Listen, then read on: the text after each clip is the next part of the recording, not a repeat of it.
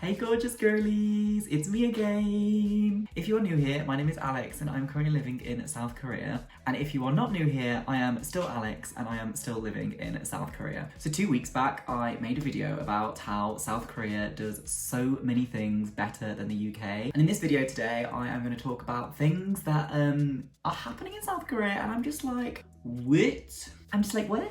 I'm just like, what? I'm just like, what? There are times I just walk around South Korea and I'm just like, why is that the case? Like, why are things happening this way? Things that have definitely been a culture shock to me, and I just thought I'd document my feelings, document my thoughts in a video and post it on YouTube. So yeah, it's definitely not been like a huge culture shock moving over to South Korea because there are a lot of things that are similar. However, some things are very much just like, as always, if you like this kind of content, make sure you give it a thumbs up. If you want to follow my journey in South Korea, life as an EPIK teacher, or just me in general, make sure you subscribe too.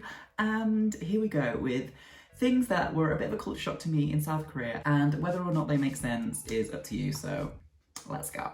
Let's go.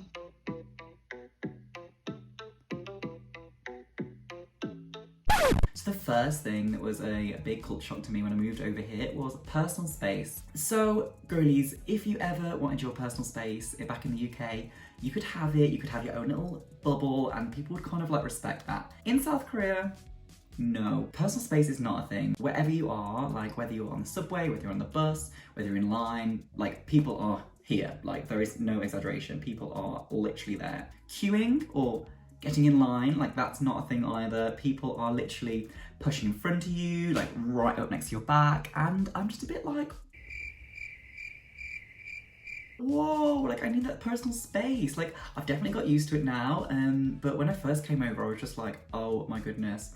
And like even when, say if you were in like a grocery store and someone wants to get past you, like they don't say excuse me, they will literally just barge past you and you're just like, oh my god, like what is going on in this place? But yeah, they do not care for your well-being, they do not care for your personal space. So if you are moving over to South Korea and want like a little bubble to yourself, that bubble is popped. You have not got no bubble over here, girlies, because there is no personal space whatsoever. Okay, the second thing that was a bit of a culture shock to me was Korean age. So I didn't really know about this before I moved to South Korea, so I wasn't like prepared at all. But Korean age is such a bizarre concept. So back in the UK where I'm from, and the majority of countries around the world, when you are born at 0. However, when you are born in Korea, you are immediately 1 year old. When it comes New Year, so December the 31st, going into the 1st of January, everybody also turns an extra age as well. So let's put it this way, so say if your birthday was at the end of December, like you are immediately 1 year old, it turns January the 1st and you are literally, you've been on this planet like a couple of days, but you are already 2 years old. And this can cause a lot of confusion with like my co-teachers because I'm currently 25 in Korean age, but 23 back in UK age. And I always tell my co-teachers like, you're 25. I'm like, no, I'm 23 girly. If I'm correct, I think Korea might be one of the only countries in the world that does this, and I really don't understand why. The new president that's just been elected, like he wants to get rid of Korean age completely and just stick to international age, which I think in a globalized world, like I think that might be the right thing to do because it's very confusing over here, and I'm like, I just don't understand it. I just don't understand it. And especially for like young babies as well, like there's a massive difference between someone that is like physically 2 weeks old and 2 years old, but they're still 2 years old, if you get what I'm saying. And that is just such a bizarre concept to me. So yeah, that was taking a lot of getting used to, so yeah. Okay, the third thing that was a bit of a shock to me coming over here is there are no trash cans. Ooh, I just said trash cans. Okay, so there are no rubbish cans. Rubbish cans. There are no rubbish bins. Okay, rubbish bins. I am from the UK.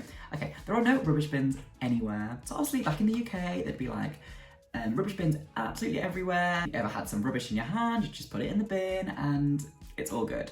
However, in South Korea, that is like not a thing at all. Like trying to find a rubbish can is absolutely impossible. Like there may be some, like the occasional one or two in like a park or something. But the majority of things, say if you're like eating out at a park or just got some rubbish on you, you just keep it in your bag, and dispose of it for when you get back home. So yeah, it can be kind of frustrating, but it's just one of those things that's getting used to. But saying this, however, like Korea is the cleanest country I've ever been to. And it's so bizarre that the amount of trash cans does not correlate with the amount of rubbish on the streets, because Korea has no trash cans, but also the cleanest streets. And then the UK, for example, has loads of trash cans and the dirtiest. If you walk around any UK city, it's gross, but hold on to your rubbish and you'll be absolutely fine. Okay, the fourth thing that I had to get used to when I was coming over here, so this is kind of a weird one, but brushing your teeth 3 times a day. So obviously back in the UK, you brush your teeth when you wake up and you brush your teeth when you're going to bed. However, at school, like we have a dedicated cupboard for our toothbrushes to brush our teeth after lunch. And in the first week or so, like I didn't have a toothbrush at all.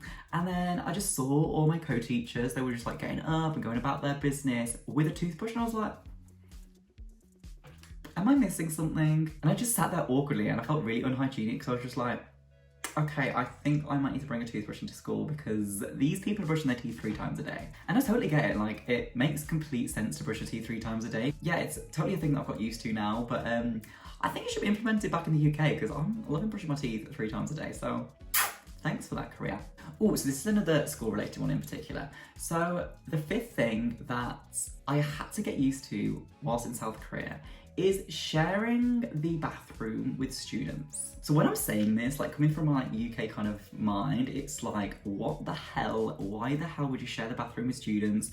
That's so creepy. That's just against everything we've ever been taught back in the UK. And it is just like a normal thing over here in South Korea. Like, it's not the wrong thing to do, it's not the right thing to do, it's just the way that it is over here. I remember before I was literally in a cubicle, it was like literally my first week, and I wasn't aware that we shared toilets with students as well. And I was literally in the cubicle, I came out, and then the roar of children going, "Alex, teacher!" And I was just like, this is so bizarre. Like, usually you not speak to anyone in a male public bathroom, but all these kids were like surrounding me in this bathroom, using the urinals, chatting to me, and I'm just like, where do I look? Like, this is crazy to me. So that was a big thing that I had to get used to in South Korea, but yeah, it's just the way that it is, so yeah. Okay, I don't know if you can hear this, but there are like cats meowing outside my room.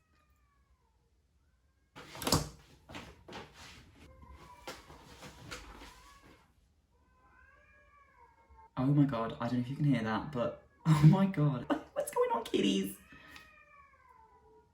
Okay, number 6. Okay, the 6th thing that I was kind of getting used to in South Korea, like it doesn't affect me at all, but the amount of strollers that I see on the streets. By strollers, I mean like pushchairs, baby carriages, prams, whatever you call them in your part of the world. But people use pushchairs for everything. Okay, first and foremost, they obviously use them for babies. However, in Korea, you will see like old women pushing an actual pushchair with like their shopping in. Not like one of those trolleys that you'd see people have, like an actual pushchair. You'd see pushchairs with dogs in them, like full ass dogs in these pushchairs, pushed around like royalty. Like you just wouldn't see that back in the UK, and just seeing it for the first time, I was just like, that's crazy. Okay, so the number 7 thing that I had to get used to over here in South Korea. So again, it's one of those things that I knew before I came here. However, actually being over here is a complete different scenario.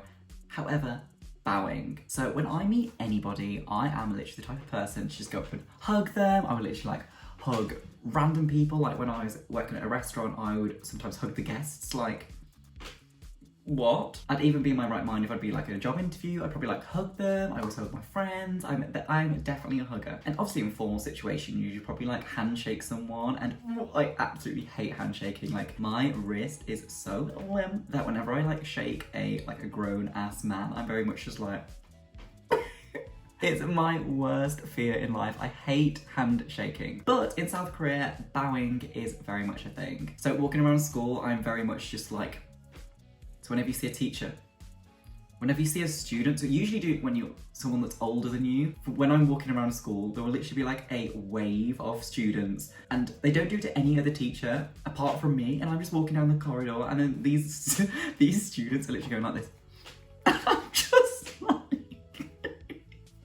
and it's so adorable, and I so appreciate it, it's so good. But coming from a culture where nobody bows, and going into this where everybody bows, I'm just like, what? But yeah, the kids are so cute when they do it, and oh my goodness. So yeah, seeing the kids bow is just the cutest thing ever, and I'm just like, oh my god, hi! Okay, number 8 of the things that I had to get used to over here in South Korea. Okay, so there is nobody there to support you when you are sneezing. When I sneeze back in the UK, I will have a rally of friends around me. Oh, bless you. Oh, bless you. Bless you. And even when it's awkward and then you have like 5 sneezes come along and you sneeze the first time, bless you. The second time, bless you. Third time, bless you. Fourth time, bless you. Fifth time, bless you. There is no one over here in Korea to say bless you to you. I remember my teacher was having a sneezing fit and I was just like, bless you, bless you. And she was looking at me like, girl, why the hell did you just bless me? Like, nobody blesses you over here, and it's crazy to me. Like, but saying this at the same time, like looking back at the UK, that's such a weird thing to say, like bless you after someone sneezes. But then being over here in Korea, I'm just like, why is no one saying it? So yeah, it's definitely one of those things I was just like,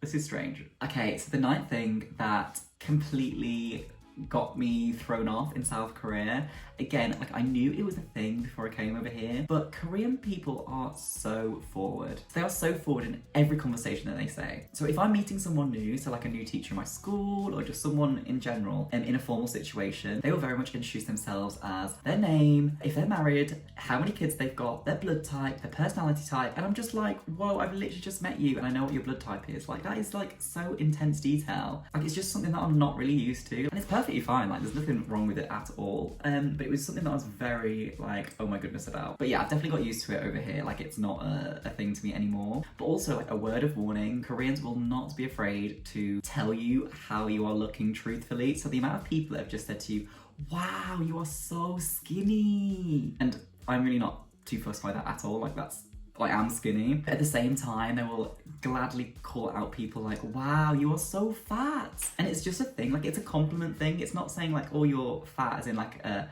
derogatory term at all. Like, they're just saying like, oh, you're fat, like, because that's how somebody's body shape is. And obviously, if you're one of those people that's quite sensitive about these like weight issues, just be aware if you were to ever move to South Korea that people are very forward in their opinions and very much speak openly about things. So yeah.